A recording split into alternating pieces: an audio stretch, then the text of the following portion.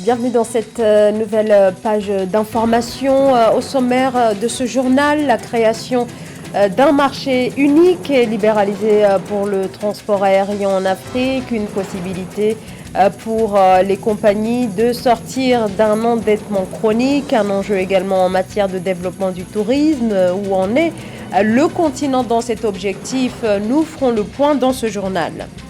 Le marché des arts africains d'Abidjan, ce grand événement consacré aux arts et aux spectacles vivants du continent, se poursuit en Côte d'Ivoire. Sur place, beaucoup d'effervescence pour cette 12e édition. Du sport avec le Basketball Africa League, le Dakar Université Club s'incline face au Cedou Legacy Athletic Club en match d'ouverture de la compétition au Sénégal. La Haute Cour de Tanzanie a statué, la justice a ordonné l'abandon des poursuites pour terrorisme contre le leader d'opposition Freeman Mbowe. La Haute Cour de justice de Dar es Salaam a ordonné sa remise en liberté. Le leader du principal parti d'opposition, Chadema, était accusé de financement du terrorisme et de complot terroriste. Freeman Mbowe a été arrêté en juillet 2021, peu avant un rassemblement de l'opposition pour exiger des réformes constitutionnelles. Cet abandon des charges intervient après la demande de représentants religieux adressée à la présidente de la République, Samia Suluhu, pour l'exhorter à mettre fin aux poursuites contre l'opposant. La Tunisie serait parvenue à évacuer 75% de ses ressortissants présents en Ukraine. C'est ce qu'indique l'association des Tunisiens d'Ukraine. Des opérations de rapatriement ont été menées par les autorités tunisiennes, mais sur place, en Ukraine, se trouvent encore de nombreux Tunisiens alors que l'offensive russe se poursuit. Plusieurs villes ukrainiennes sont bombardées, Kharkiv, la deuxième ville du pays, ainsi que d'autres villes, dont Tcherniv, Soumy, Mykolaiv et le port stratégique de Mariupol. L'armée russe qui se rapproche aussi de Kiev, la capitale. Depuis plusieurs années, les organisations exhortent les États africains à créer un marché unique aérien, l'objectif étant d'améliorer la compétitivité entre les compagnies africaines qui plus que jamais affichent une volonté de saisir l'opportunité qu'offre l'espace aérien du continent, jusque-là exploité principalement par des sociétés européennes et du Golfe. L'objectif est également de favoriser le développement du tourisme. Marie-Raphaël Antolo. Révolutionner le secteur touristique pour efficacement tirer profit de la zone de libre-échange continentale africaine est l'objectif visé par de nombreux pays africains. Un secteur qui, depuis 2020, voit ses performances réduites en raison de la Covid-19. Comme solution, des experts proposent une ouverture gratuite des frontières africaines pour tous les Africains. First and foremost, tourism is catalytic characteristics, inherent ones. Le tourisme est un catalyseur avec plein de caractéristiques. J'apprécie énormément la façon dont le leadership est mené en Afrique à travers l'intégration dans la zone de libre-échange continentale. Si on parvient à situer correctement le tourisme et le voyage dans la chaîne de valeur du commerce et de l'investissement, ce sera le début de cette chaîne. Sinon, nous allons louper l'opportunité de faire découvrir le potentiel immense que possède l'Afrique. That Africa has. Des experts africains précisent que pour réaliser cet objectif, il sera également question pour les pays africains et communautés internationales de rendre les politiques de transport accessibles en libérant les espaces aériens, terrestres et maritimes. Cette mesure, d'après des observateurs, permettra aux compagnies de voyage de circuler librement. Le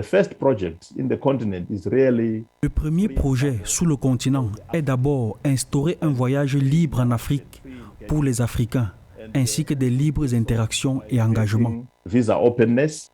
Selon l'Organisation mondiale du tourisme, les arrivées touristiques en Afrique ont baissé de 74% au troisième trimestre 2021 par rapport à 2019. Les données fournies par l'institution indiquent également que l'Afrique est la troisième région où cette baisse est la plus forte après l'Asie et le Moyen-Orient.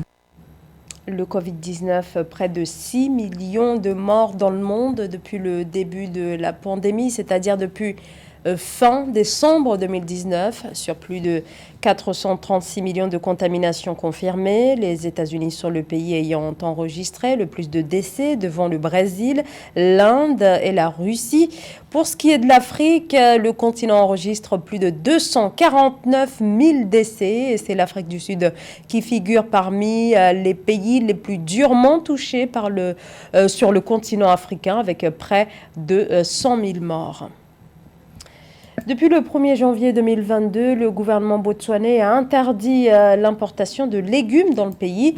La mesure doit durer au moins 2 ans. Eh bien, depuis l'entrée en vigueur de cette interdiction, la situation est très inquiétante. Le pays fait face à une importante pénurie, ce qui a entraîné une flambée des prix. Amenedji.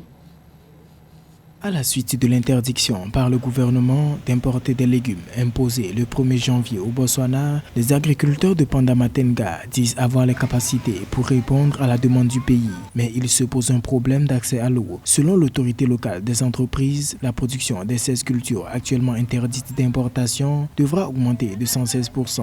Le Botswana a adopté une mesure protectionniste qui vise à protéger son économie locale et sa production locale en taxant l'importation de produits, notamment agricoles, venant de l'Afrique du Sud. Je pense que cette mesure va conduire le Botswana à développer sa production locale et surtout le Botswana sera limité par rapport à certaines contraintes, non seulement le développement de sa productivité et aussi le fait de rendre son agriculture un peu plus efficiente avec une recherche de fourniture d'eau.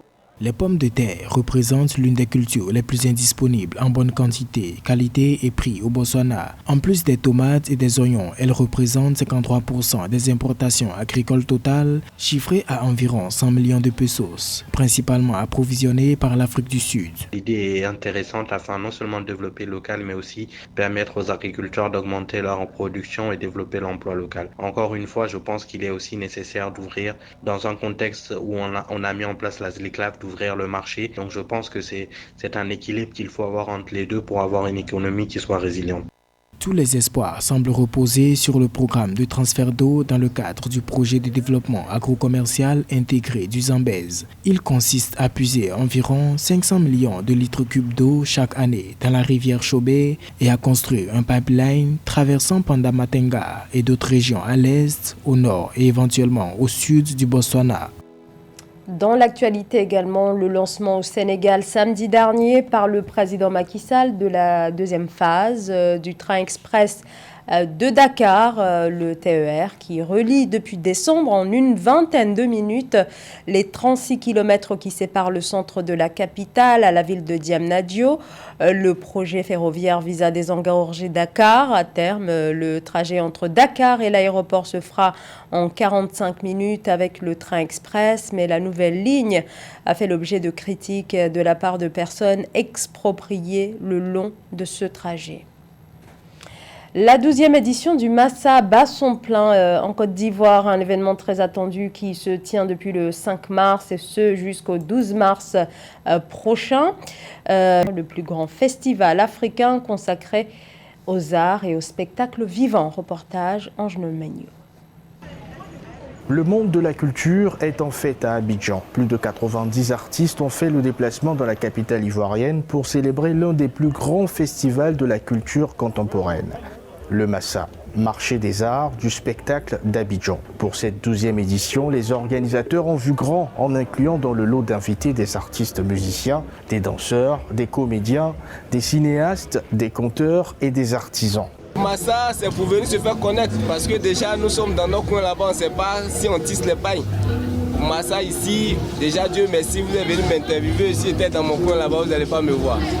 Donc Massa nous donne la chance à les jeunes talentueux comme nous de montrer nos savoir-faire.